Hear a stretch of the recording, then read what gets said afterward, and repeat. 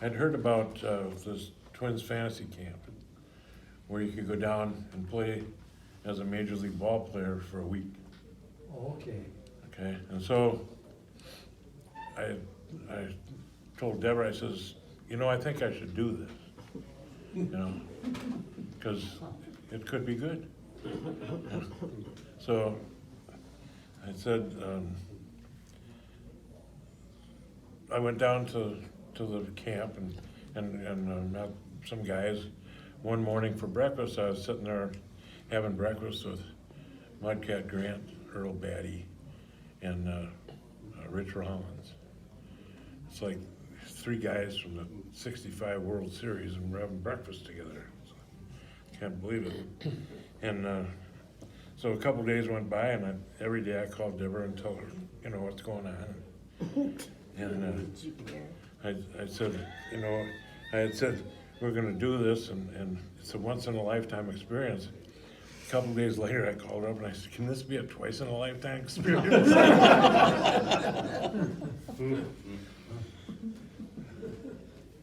Because it was awesome. I'll bet it was. Yeah.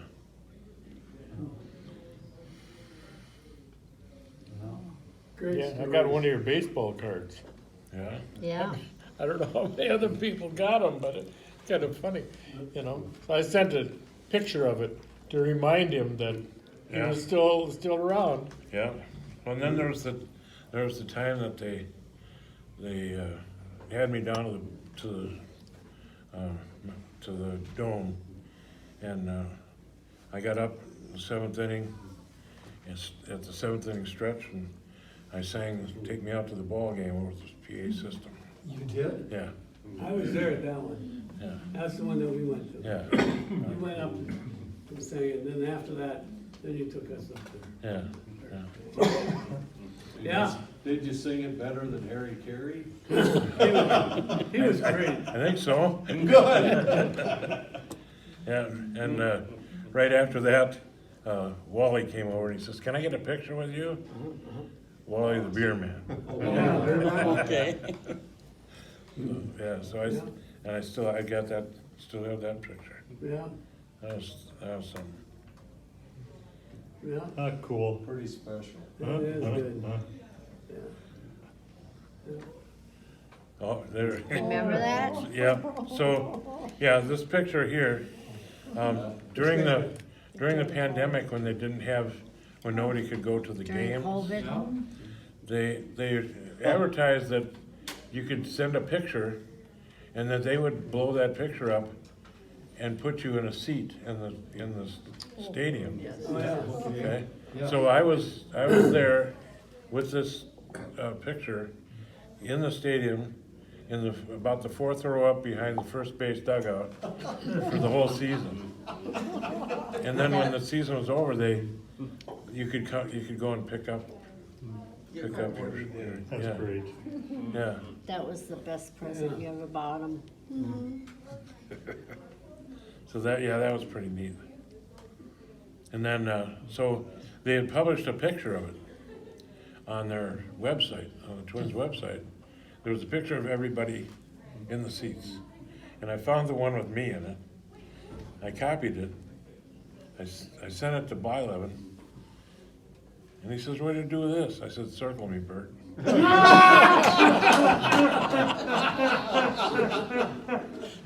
And he did, And he did. All right. and send it back. And he sent it back. Yeah. Oh, that's pretty special. That is great. Only those. Yeah. We've had a lot of good opportunities. Well, it's nice to know somebody that knows the important people. Yeah. Oh, yeah. It's not what you know, it's who you know. We know Who you Douglas. Yeah. We know Douglas. Deborah and I had the opportunity back when we just got married. We had the opportunity. We went to see a show at the Carlton Celebrity Room in Bloomington, Remember? and the guy that was there was Red Skelton was there, Oh, my word. and so we went there, and I had some plates that were made from his artwork. And so we took those with us. And then after the concert, we went outside and we stood by the stage door and waited.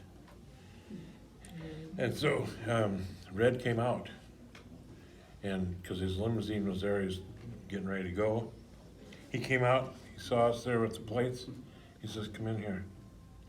So he took us inside, and he sat there and talked to us for about a half an hour. Really? Yeah, he autographed the plates for us.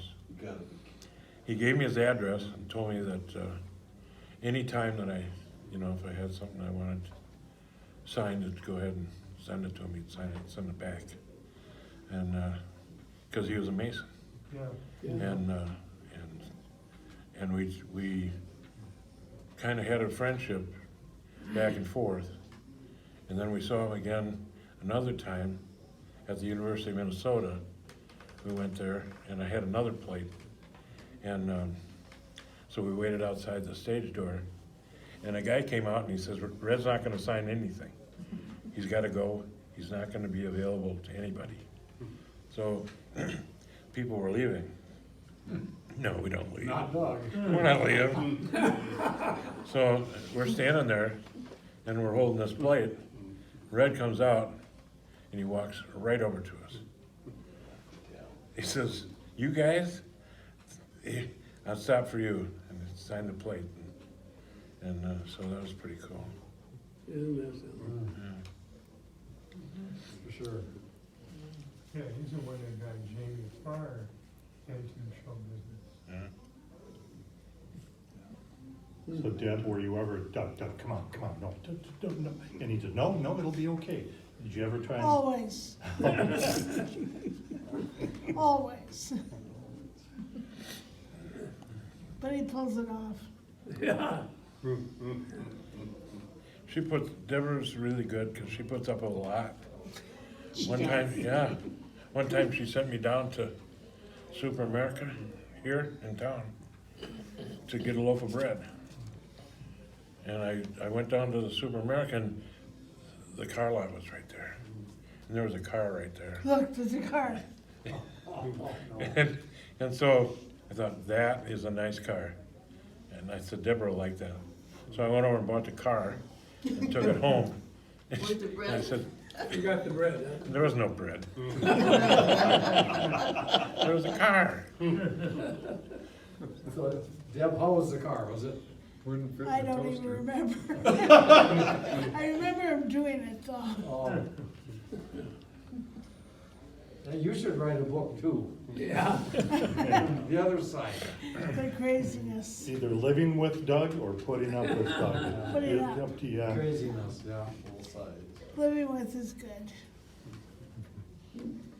We do lots of fun stuff. We do. We have great That's- adventures. That's the main thing, yeah. Stay young, you stay young that way. Yeah. Yep. Yep, just keep going. Yep. Yeah. I can't think of anything right now. Okay. Magnesium plates.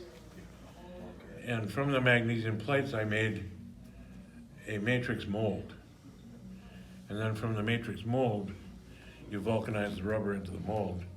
Then you take it out, and you put it on backing, then you trim it all out, and it goes on the block.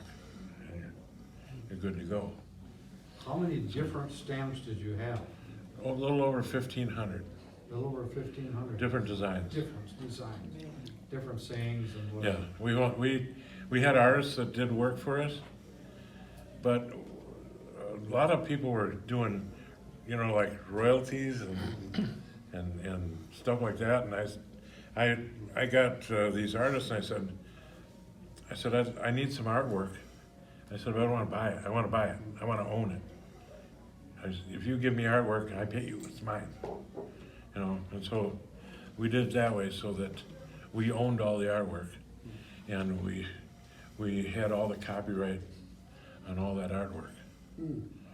So, So you're kinda like Paul McCartney. yeah. Yeah. Yeah, you just own it all. No, that's interesting how the molding and everything you've got, Yeah. you can cut it out. Yeah. So in your big year, how many stamps did you sell? How many? Yeah. Gosh, I don't know how many. I don't know. Gross sales were a little over $375,000. For your gross sales in 1 year. Yeah, out of the basement of our house. Is that right? Yeah. Do you remember what was the most popular stamp? The biggest item? Yeah, it was a set of pine trees. Really? Yeah. See, I would've It said. was on a, Like 2 pine trees on a stamp or? yeah, yeah. Or one With- stamp With, you know, it had a little ground, like some grass and some shading on the ground, and a couple of pine trees. And I was on a block that was like, I suppose 2 by 3, something like that. Anyway, and so, yeah, we sold the very most of those. That was the number one. Do you have any idea why that one was number one? I mean, what people liked about it? Because you could stamp it across the page and line everything up exactly. Oh, I see. So it looked like a whole row of trees. Yeah, Yeah, like a header. okay. Yeah. Interesting. Hmm. Suppose they were big sellers in Florida, Right. Well, Oh, 3D maybe. they did sell everywhere. We did have some, that was our best year ever. And that was right here in town, Yeah, out of your house.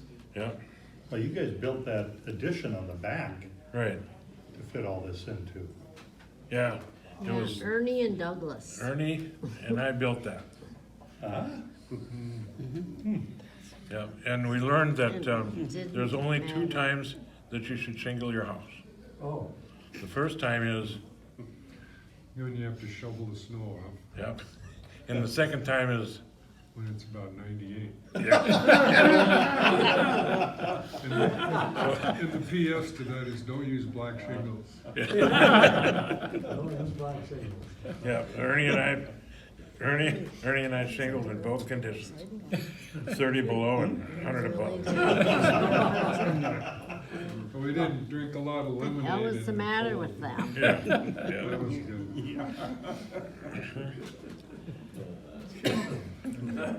good.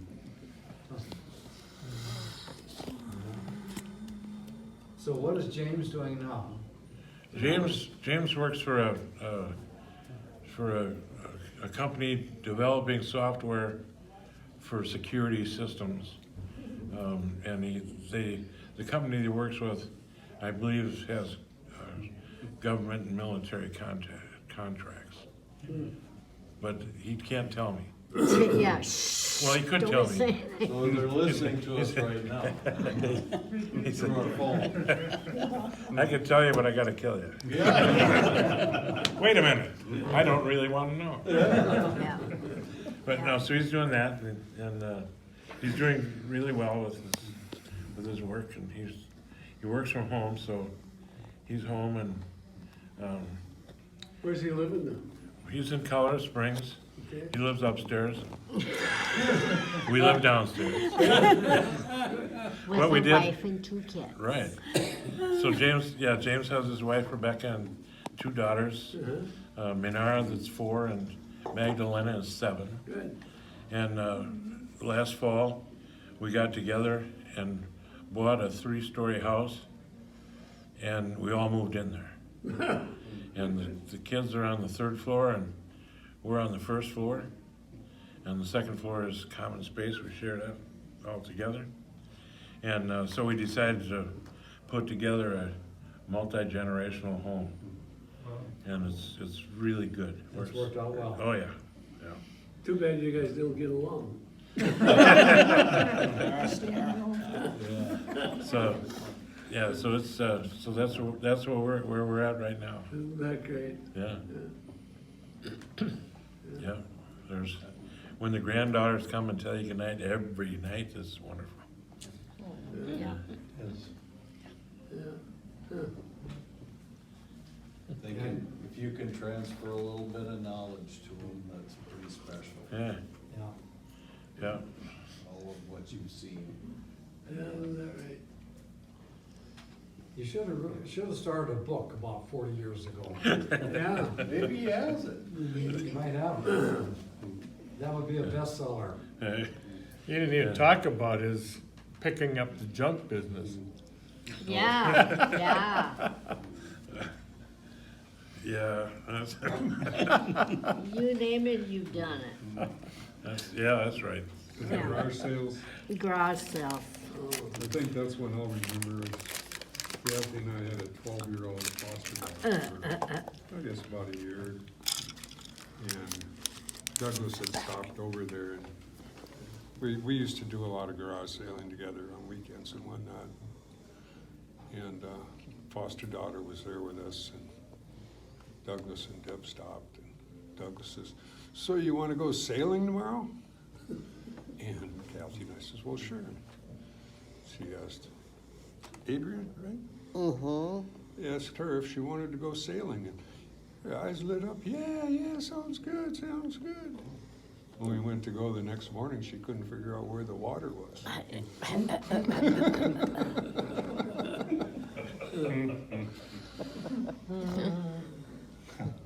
That was, Deborah and I and little James and a babysitter got in the car and drove to California.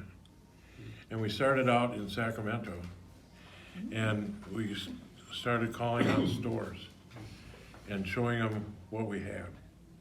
We didn't have much, but we had something to show them. And so we called on stores from Sacramento all the way to San Diego. And then across, we stopped at some shops in Yuma and Phoenix and then made our way back home and fulfilled those orders, and that was the beginning. And we did mostly wholesale to retail stores. And at the end, we had 700 stores that we supplied with rubber stamps. 700 stores. Yeah. Wow. Wow. And basically across the United States. Yes, Before Amazon or the internet, yeah, right? yeah, yeah. And he We did a lot of that from, he included a Beanie Baby if the order was big enough. Well, and that's true. I had gone, Beanie Babies, I found out from my sister-in-law that her kids were wanting these Beanie Babies and they couldn't find them because all the stores in Minneapolis were out. And I said, well, I saw those up at the drugstore. I said, which ones are you looking for? So she gave me a list of about 8. And I went up to Olivia Drug, and they're right there on the shelf, so I bought all 8 of them, and I said, I got them. She said, no. I said, yeah. She said, you know, those are selling for like $50 a piece on the internet, on certain sites. I said, I didn't know that. Just a minute, I gotta go to the drugstore. There's a few Beanie Babies I forgot to buy. And so it was hard to get Beanie Babies.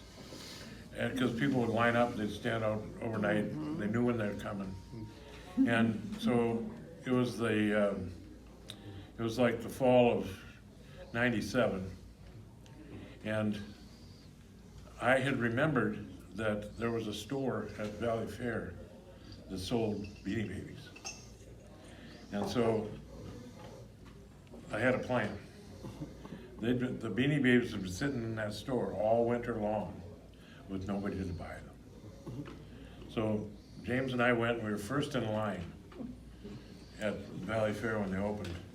And we ran down to the Beanie Baby store and saw which, you know, what they had. And we bought all of them. And we filled up the car. There was only room in the car for James and I to ride back home. And so it was pretty amazing. And so then that year, with Beanie Babies being such a big thing, and I had all these Beanie Babies, I had thousands of them. And instead of selling them, I said, you know, I think we can do better if we give them away. And so we sent a flyer out to all of our stores that if you ordered $250 worth of rubber stamps and supplies, that we would give you a Beanie Baby in your order. And the lady called me up from a store down in Florida. She says, if I order $750 worth of stamps, will I get 3 Beanie Babies? I said, yes, you will. That was the best year we had. Yeah. And we gave away a lot of Beanie Babies.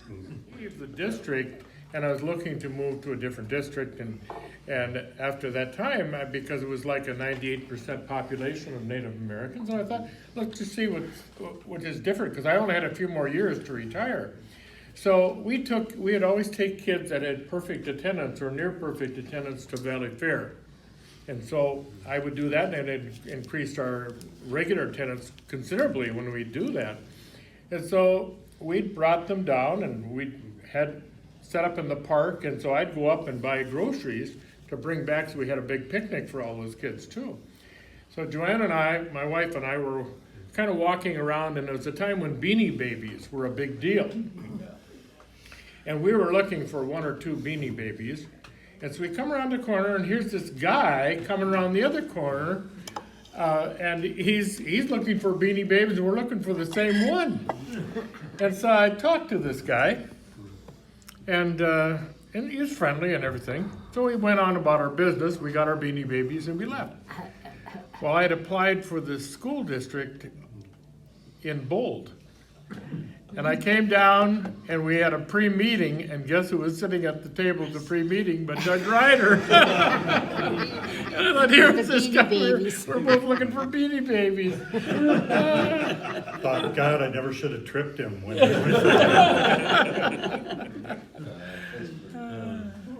Yeah, that was pretty good, and you know, I had such a good time working with all the kids in Olivia in the Bold School District as a coach and for baseball, and I coached the elementary wrestling kids, 4th, 5th, and 6th graders in 1988, and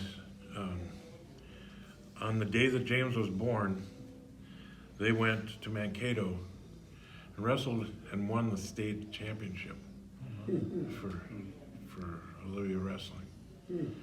I didn't go. I was busy. I wonder why. But so that was pretty cool. And I always enjoyed working with the kids in baseball. You did a lot for the kids here Yeah. in Olivia, Bold District. Yeah. No, a lot of good years. You were here, how many years? 15? 15 years here? Yeah. Okay.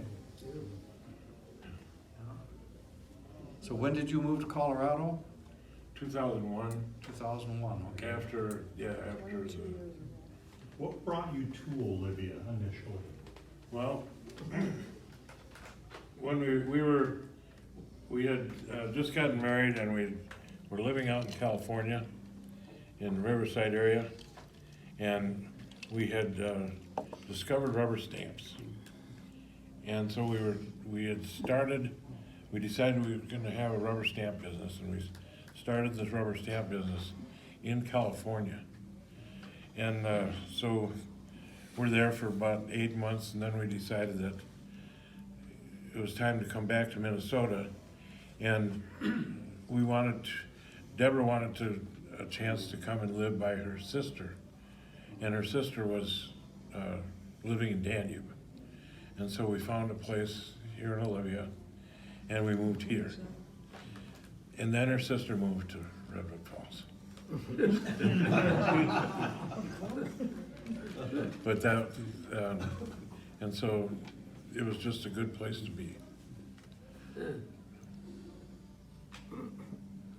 And in that rubber stamp business, you had a guy that cut some wood for you too, didn't you? Yeah, I made him work really hard. Yeah, that's what I heard. He's told me stories from the other side. Yeah. Well, we did pretty good. Yeah. We sold a lot of rubber stamps, Yeah. didn't we? What was the most This popular? number, Yes. I still have one. I've got carried sure what they did for me. I've got carried sure that I. Sam. Oh, Sam made the Yeah. Oh, that's an evil connection. What was the Yeah. connection there? Sam came over by the house one day and he says, "Well, where do you get those blocks?" I said, "Well, I cut them." He says, "Well, I can cut those." And so I gave him one. I said, "Go make one of these." Just like that. A couple days later, he came back. It was perfect. Just like that. And I said, "Now go make me 100 of them." Was there, The rest is history. How many did you say you made? You had a number. The last year that I made wood blocks, I made 1,320,000 no, in 12 months. really, 12 months. Wow. holy. And that was just the 1 year. That was the last year. That was the last year. Yeah, that was the last year. And the only reason I got that number is because I had to figure out how many there was for the new buyer. UPS was on our house every day. Every single day.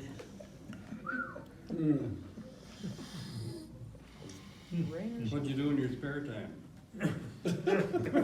Cutting more wood.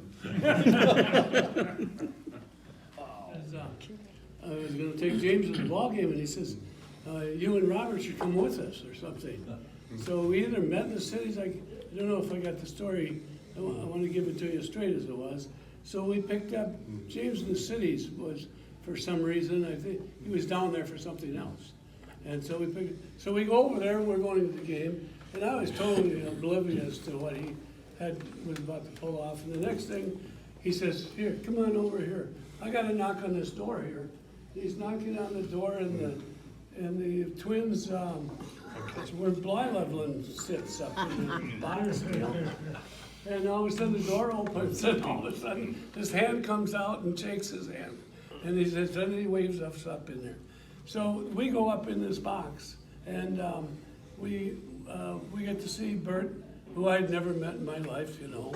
And I tell you what, to this day, I'm very impressed about the extension that he put himself through to get us there and in. And I think, I don't know, I think you had the tickets too. So Oh, it was great fun, yeah. it was a great time, yeah. And I think after that, it was a draw as to see who's to get to Florida quicker, either Bert or Doug. Because Doug was down there probably as much as anybody from the Twins. So if you look over the years, you know, so. But I want to thank you for those days, and it was a wonderful time. It was great. And I was glad to be a part of that We with you. certainly had a good time. Yeah, thank you. Doug, didn't you put on some Twins? It's my first time in about 20 years, so bear with me, and congratulations, 50 years, wow. That's incredible. I think, one thing I haven't heard here is a round of applause for.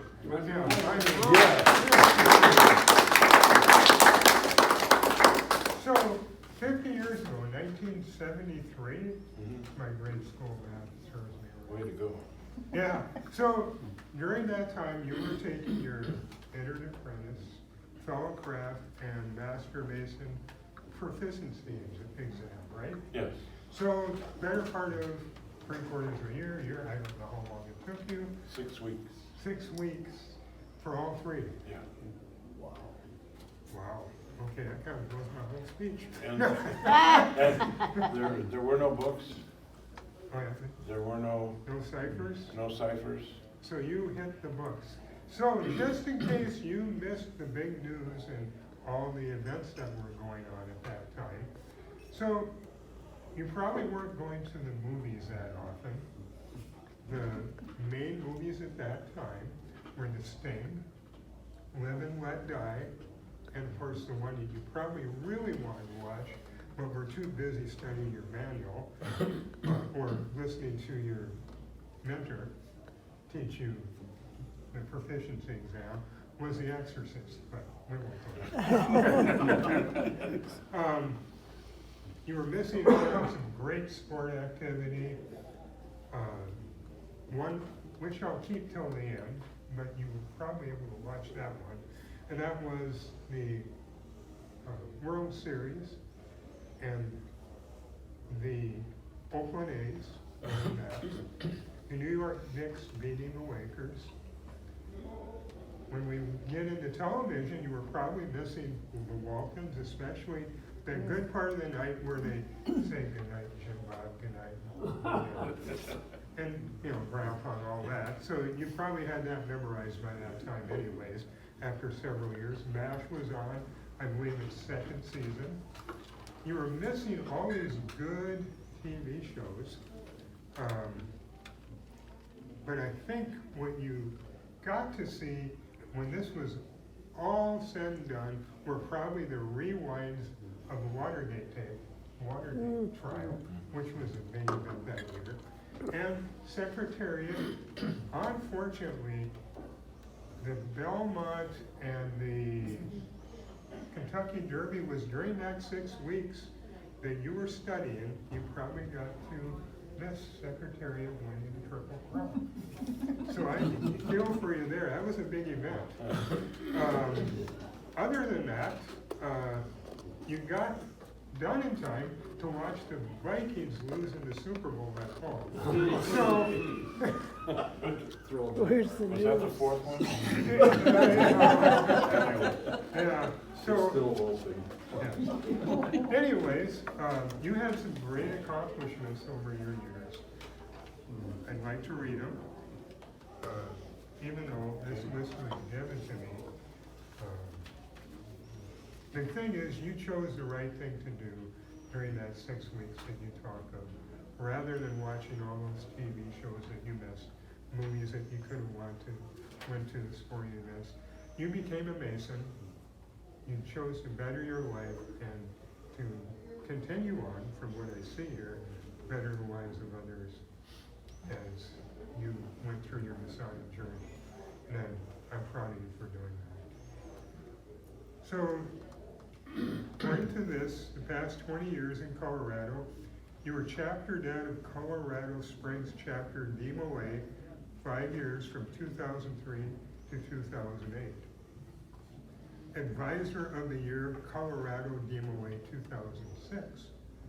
Member of the DMOA Legion of Honor, past Dean, Colorado Preceptor, DMOA Legion of Honor, past Director of Ritual, Colorado DMOA for 5 years, Director of DMOA Leadership Course, Colorado DMOA, the Colorado Director of Representative DMOA Awards, Spirit of the Mustang Awards, I'm not sure how you say that, Manitou Springs? Manitou Springs. School District 210, 2010. You retired from the Manitou Springs School District, number 14 bus driver in 2010, correct? Chairman of the Advisory Council, Pueblo Chapter of DMOA, Pueblo, Colorado, or? Yeah. Okay. Deputy Member International Supreme Council, DMOA International. Wow, that's impressive. DMOA Executive Officer, Colorado DMOA. Member of the Grand Lodge of Colorado Youth Committee. 2012 Adult Youth Leader of the Year, Grand York Rite Session, and you retired in 2014. Sure you really retired? I mean, it's like, my guess is they're still calling you for advice. I would be. With that much, that is impressive. That, yes.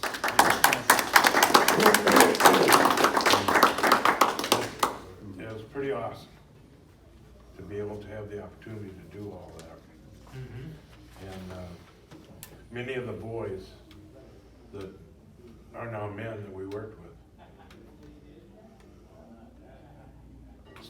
still call us. They call on Father's Day. Oh. So we did have a really good opportunity to work with hundreds of youth.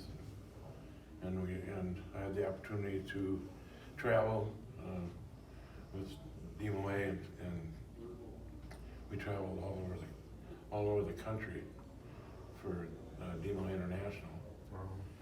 And for international sessions here in Florida. I did, one was in Minneapolis, and then again in California, St. Louis, Texas. So we got around. I gotta read from our manual on the pen presentation. I am honored to be in your presence. This is a 50-year emblem ceremony. I'm gonna just go to the point as the representative of the Grand Lodge, the district representative. Brother Doug Reiter. Yes. Over half a century ago, you knelt at the altar of masonry and repeated the obligations which, though old, are ever new to the faithful of the craft. I take this opportunity of congratulating you on behalf of the Grand Lodge on this, the golden anniversary of your affiliation with the Sons of Light. Since your initiation into our fraternity, you have observed many changes in our ways of life. Nations have flourished and fallen. But through it all, our institution remains unchanged and unchanging. Your continuous membership of over 50 years is in itself evident of your continued adherence to the tenets of brotherly love, relief, and truth, and of your appreciation of the associations afforded by the membership in our fraternity. It is now my duty and my privilege as a representative of the Grand Lodge of Accepted and Freemasons of Minnesota to present to you the tangible evidence of the appreciation of the Masonic fraternity as a whole, and more especially that of the Grand Lodge of Minnesota and of Bolivia Lodge number 220. Of your faithful observance of the obligations taken by you so many years ago, and we sincerely trust that you, as you continue your journey along life's highway, the knowledge that you have been and still are appreciated and held in high esteem by your Masonic brethren will afford you pleasure that you will, as admonished by the poet, grow old along with me. The best is yet to be, the last of life for which the first was made. Okay. Now, you have him. I gotta sign it. You get to see me sign it. Have you signed that?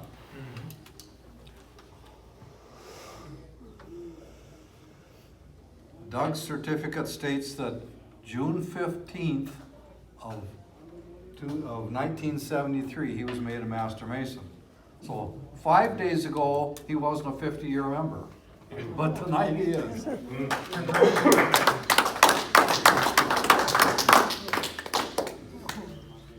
Pretty awesome. Yeah. Well, There's the pen. And here's your pen as well. I won't put it on in case I let me bleed and be like that troop, remember how that. that's pretty awesome, yeah. Look this way. Okay. There we go. 1, 2, 3. Thank you. Thank you very much. It's a great pleasure to be here, and like I said before, I'm really glad that all of you were able to be here. It means a lot to me. I do have stories, and we've been all over the United States. We've been to lodges in New England and Florida and California, Arizona, New Mexico, Utah, and we've got to know, Masons and families all over the country.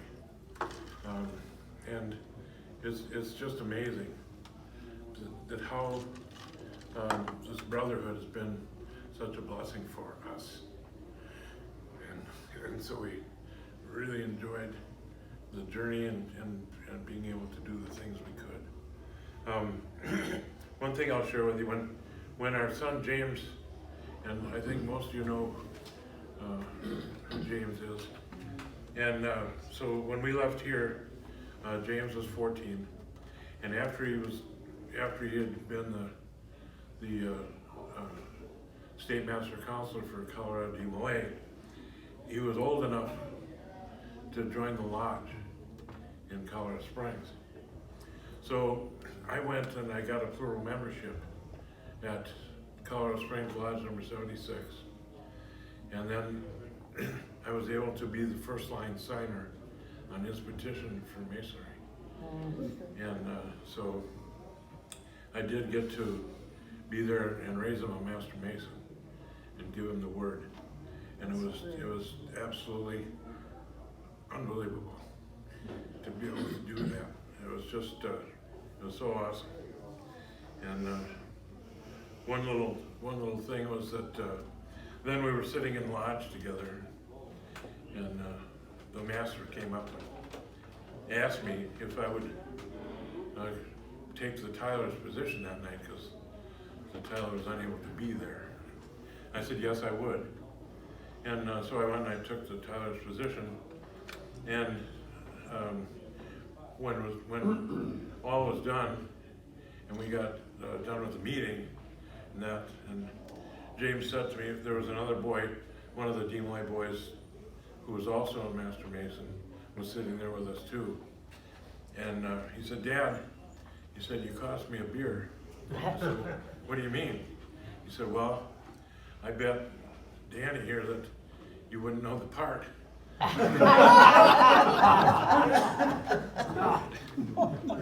And so he won't do that. So, yeah. All right. So, yeah, thank you again. And it's a pleasure.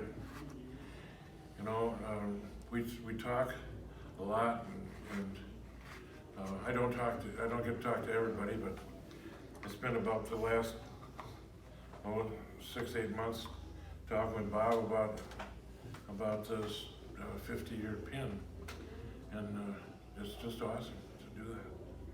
Thank you very much for Thank you. all your help. And Doug has, how many years were you here in Olivia? 15. 15 years?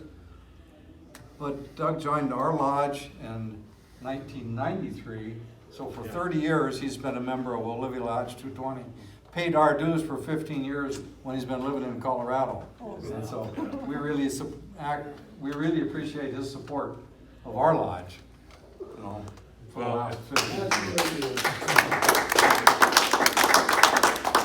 I want to, I've known Doug for a long time, the time that I've known Doug from when I first moved here, he got here after that, but I think he was a carny working on carnivals, then he was a baker. Well, hold on, in between the carny and baker, he was a carny, then a clown, then a baker, then a clown, and a kids baseball team coach, and then a clown, and then a stamper, and then a clown, and there's one thread in all that. Actually, there's just a kind man.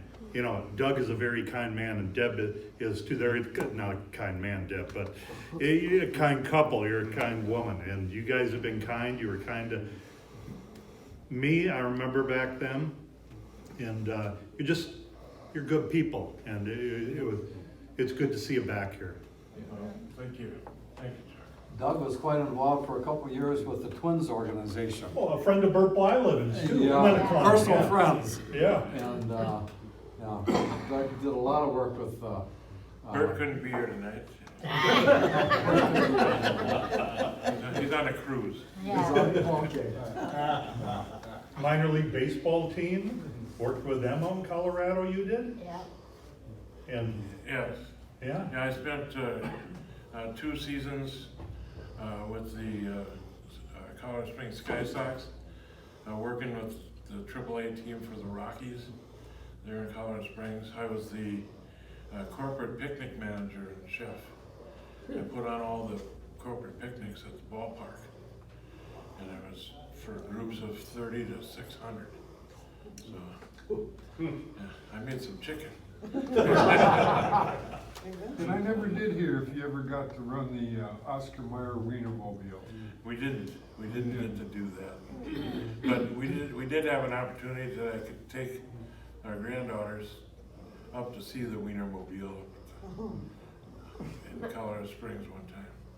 It's pretty cool. Doug, listening to you do all of these things, I have a feeling Deb was very back behind you. Yeah. I didn't do anything. Oh, yeah. You had to keep him, keep him going. there was no kick from the back? Ride his tails. Yeah. And, yeah, I've been to a garage sale, She's a good woman. and, so, I like those too. You've accomplished a lot of things in your lifetime, in your last 50 years on Lodge. Yeah, A it's lot of accomplishments. really nice. Yeah. Thank you very much. And I have a feeling you're not done. We should I have a keep feling you're not done. A lot more events to happen. We don't know what the next chapter is till we write Listen, it. that's the truth. We'll get there. You'll know when Deb tells Thank you. you. Yes, dear. Yes, dear. Yeah. Deb just keeps heading him in the right direction. All right. Yeah. Well, thank you very much. Thank you, Doug.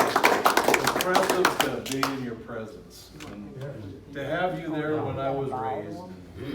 Chuck, we were Yep. there. Can we snap a picture of the 3 of you together there? Sure. You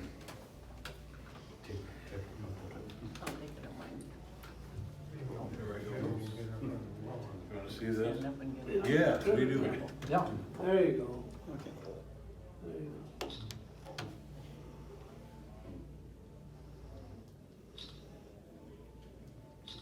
Okay. There we go. It's recorded for time. Record, yep. Thank you for Thank coming you. back here. Thank you. Yeah. And for the big honoree of Doug and Deb, thanks for coming along too. And to honor 50 years of commitment to the Masonic Lodge. And I don't know if everybody knows who I am, but I'm Ron Nelson. And I live here in Olivia. I moved here in '93. And I became a Mason here in the Olivia Lodge in '95, along with Chuck Blum, and I think Jimmy Martin was the master of the lodge at that time, when it was the flower shop as it is today. So, but we appreciate everybody coming here tonight, and it's quite an honor to have, especially someone that left this fine city 20-some years ago, went to Colorado, but still was a member here in Olivia. And that's quite a dedication, and we really want to thank you, Doug, for the commitment to our lodge over the years, and what you did before and after you left. And we're really looking forward to honoring you tonight with your 50-year award. And see what he does with his next 50 years. I know, I mean, I just can't imagine, yeah, you know, I look around, to me, I haven't seen you for probably, since 20 you left, years. 20 years. Yeah. And I recognized you the minute I ran into you in the doorway coming in. I go, yep, there's the man of the hour. So, you haven't changed really, and you've aged well, and we're really honored to have you here, you and Deb here tonight.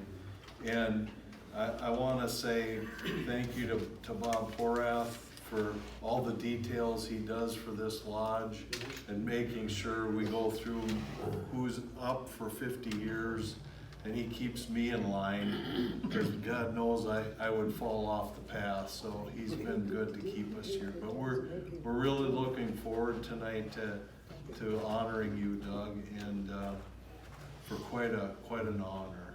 And we appreciate earlier in the evening some of the stories, and I think what we want to do is have a little presentation here tonight, but I think we really want to continue the stories. Right. Because it's like sitting by a campfire, you can go all night, you know, it's awesome. And we want to glean the wisdom that you've gained over these years of not being here. Because there's gonna be things that you learned in your journey in Colorado that we probably have never experienced here in Olivia. So we'd like to hear some of those stories tonight. I'll do it. Yeah, that's great, that's great. Normally I'm shy and don't talk. When did you change? Huh? When did you change? Yeah, well, it's awesome. And kind of not to belabor the points here tonight, but we've got our area representative here, Jed, and he's gonna give you the full spiel, because I'm not worthy. We get to so- roast you. Pardon me? We get to roast you. All right. Yes. Where do you want me? Well, I think the guy going outside there, he just got No, you're good. Go ahead. Do I have to change back into a hoodwink? No, you're okay. Okay. Don't go backwards. Good deal. No. Jed's I gonna have say to a see few what's words. going on. He's gonna say a few words here tonight. Okay, So and if you want to sit, that's up to you. you can sit and you can get roasted here. I'll sit here. Go I ahead. don't have much, I'm not much of a public speaker. We did a lot of good things and good times together here. And You did a lot of good things for us. Yes, you did. my pleasure. It was a good time. You were a good community person. You did a lot in the community. Yeah. And you're the one who asked me to join Masons Right. back then. Yeah. If I remember right, Chuck, you and me, Were you guys ready? And Smokey's son. Smokey's son, and I think Jimmy was. I became a deputy member of the International Supreme Council of Des Moines. And then the deputy executive officer for Colorado Des Moines. Okay. And a member of the Des Moines Legion of Honor. And Thank you, ma'am. and past dean of the Colorado Preceptory of the Des Moines Legion of Honor. Regular Pepsi? And so I did get involved. You wore a lot of hats. I did.